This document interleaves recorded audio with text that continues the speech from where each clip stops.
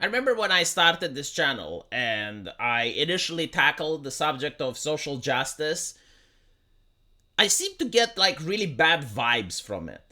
Because while the PR for social justice was excellent and amazing, it's only people who are compassionate about others, it's about people who care about the environment and the planet.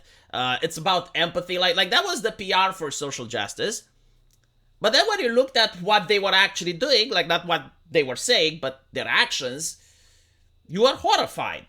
Like one of the things that really shocked me is that the anti-racists are actually doing segregation.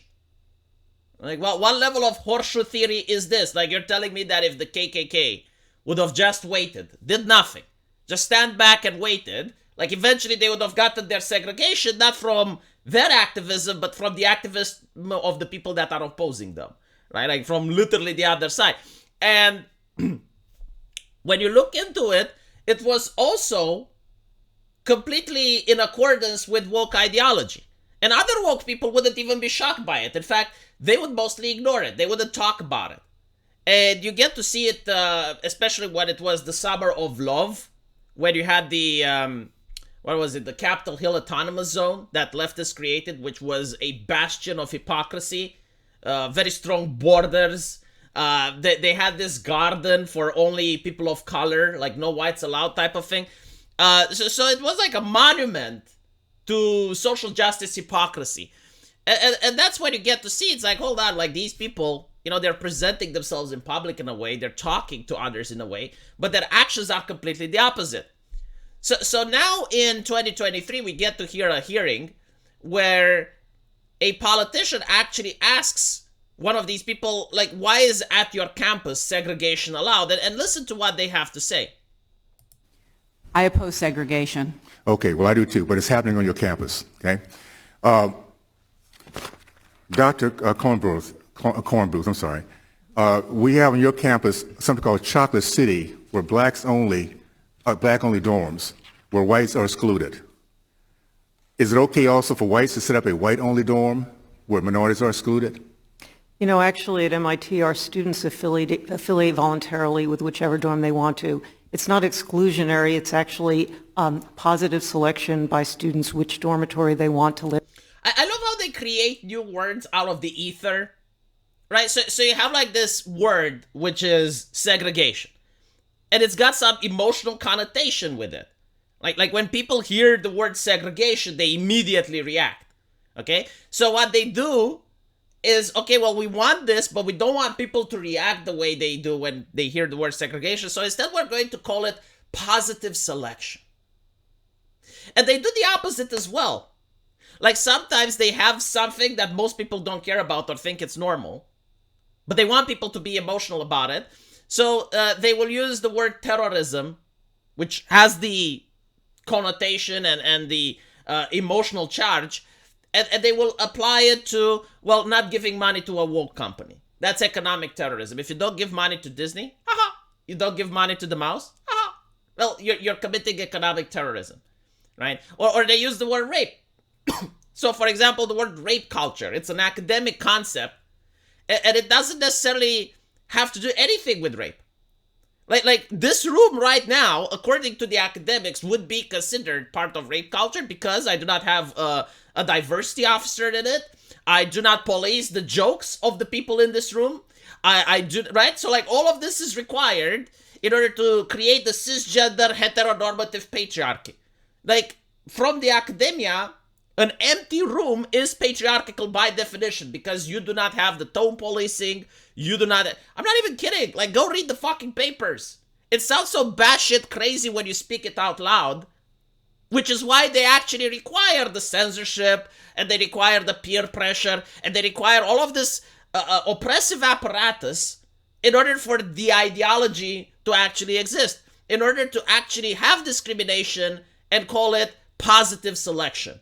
And then be able to talk with the politician and you're using these words with a straight face when you're literally advocating for people to be segregated on your liberal campus. Live in. Okay, so it's okay for blacks to not make whites feel included. Is it okay for whites not to let blacks feel included on your campus? We're talking about segregation, and know, it's obviously happening on your campuses. I think it's really important to say that there's a distinction between sending an exclusionary message and looking to other students for common experiences and support. Okay. Let me just. I'm sorry. So again, they're playing with the definition, right? And they make it like if a white person wants to stay in a dorm with another white person, then that's exclusionary. But if a black person wants to stay in a dorm with another black person, then that's inclusionary. This is literally the tactic which was written in the book Dune, that says, when I don't have power, I look to your morality for protection, but when I am in power, I will oppress you with my morality because I can. Something like that. I probably misquoted it, right? But it's the idea that when you don't have power, you're going to look at a morality that you disagree with and you don't believe in. And you're going to say, well, yeah, like free speech, for example, right? So, the perfect analogy for this is that when you have the conflict in Israel and you had students at the university, unironically, like offering support for a terrorist organization, like supporting Hamas, for instance, the academia defended them and said, well, it's free speech.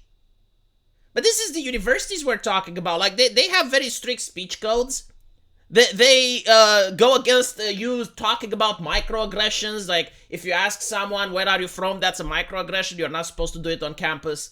They have very strict speech codes with which type of speakers get to come on campus. Like, oh, Ben Shapiro wants to come here, horrible. So, like, you notice how they're against free speech. Like, they don't even believe in the concept. But when it's being applied to them, when they're being judged for the speech they are saying, all of a sudden, well, hold on a little bit, this is America, we believe in free speech. So notice how, like, they're playing with the principles, and like, this is one of the worst aspects of social justice. I would say it's like the worst of the worst, is the idea that the rules do not apply the same to everyone, right? Like when you look at the American Constitution, where it says that all men are created equal, social justice literally doesn't believe that. Like they believe that some people have rights and other people shouldn't have rights. And it doesn't take Einstein to figure out why this is a bad concept. Like all you need is to be a father of two children. So you have two kids and you treat one differently than the other. And what do you get? You get resentment between the brothers. You're going to get the brothers hate each other.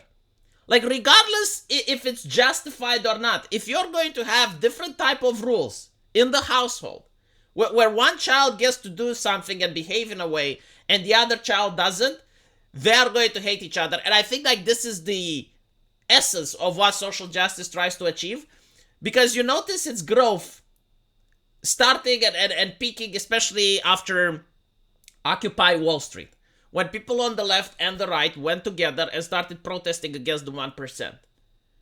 And notice how social justice is being spread by the 1%, right? Like, wouldn't that be ridiculous? Like, if it's a revolutionary ideology to go against the wealthy, why would the wealthy promote it? It makes no sense. But when you look at it through the idea of divide and conquer, when the wealthy realize that if people don't trust each other and if people are at each other rather than look up and see who oppresses them, it makes perfect sense. This is the same ideology that California does in its prisons. Like, notice how they never talk about racism in prisons.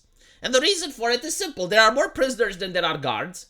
And trying to turn the prisoners against each other makes it a lot easier for the guards to control them. But that's a prison system.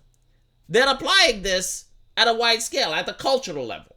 Where it's like, well, actually, you know, if you both work at an Amazon warehouse, it's not your boss that's oppressing you by paying you less than he should, or by making you work overtime, or by making you do certain chores that are dangerous. Don't look up at the boss. No, the boss is fine.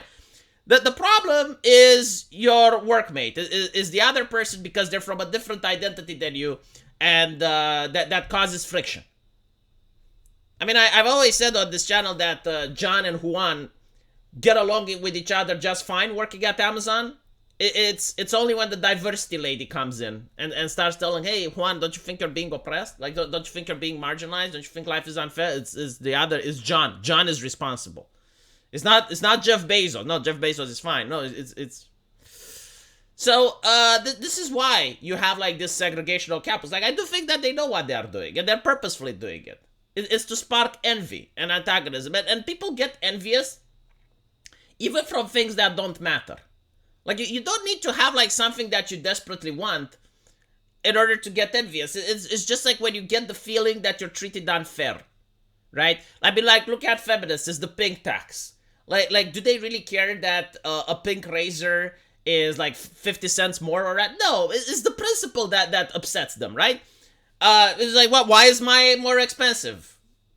And it's pink. I want it. It's for me. I'm never going to get the blue one, even if it's cheaper. Let me know what you guys think. And as usual, I will see you in the comment section. Take care.